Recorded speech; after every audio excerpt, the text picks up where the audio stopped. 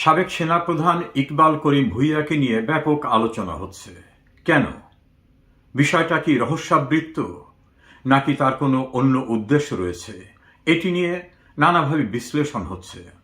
2007 সালের তৎকালীন তত্ত্বাবধায়ক সরকার আমলে তিনি সেনাবাহিনীর গুরুত্বপূর্ণ পদে ছিলেন। অনেক কিছুই কাছের থেকে দেখেছেন। প্রধানমন্ত্রী শেখ হাসিনা সরকার আমলে তিনি সেনাবাহিনীর প্রধান হন, পদোন্নতি পান, অনেক গুরুত্বপূর্ণ দায়িত্ব পালন করেছেন। 2013 সালের আন্দোলন, 2014 সালের নির্বাচন, বিভিন্ন পর্যায়ে আলোচনার কেন্দ্রবিন্দুতে তিনি এখন পরিণত।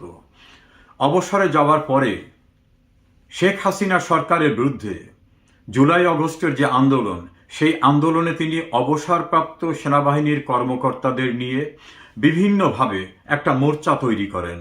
সেনাবাহিনীর উপরে তিনি চাপ সৃষ্টি করেন, বিভিন্নভাবে বড় ধরনের একটি প্রেসার সৃষ্টি করেন বলে অভিযোগ রয়েছে।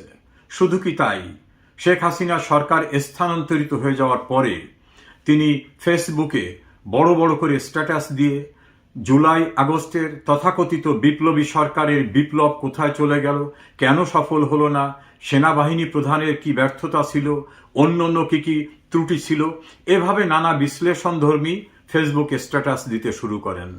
অনেকের কাছেই প্রশ্ন, কেন তিনি রাজনীতিতে সম্পৃক্ত না থেকেও একটি বৈধ গণতান্ত্রিক উপায়ে নির্বাচিত সরকারকে উচ্ছেদের জন্য তৎকালীন যে আন্দোলন, সেই আন্দোলনে অবসরপ্রাপ্ত সেনাদের নিয়ে ক্যান্টনমেন্টের উপরে চাপ সৃষ্টি করেছিলেন।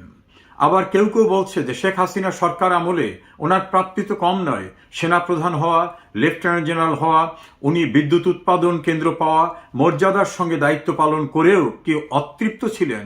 তাহলে অতৃপ্ত থাকলে সেই সময়ের কোনো ত্রুটি বিচ্যুতি নিয়ে তো উনি কখনো মুখ খোলেন নাই। হঠাৎ করে কি হলো, এ নিয়ে অনেক আলোচনা হচ্ছে। অনেকে মনে করেন তিনি একজন পেশাদার সেনাপ্রধান, অনেকে মনে করেন তার কোনো অভিলাষ রয়েছে।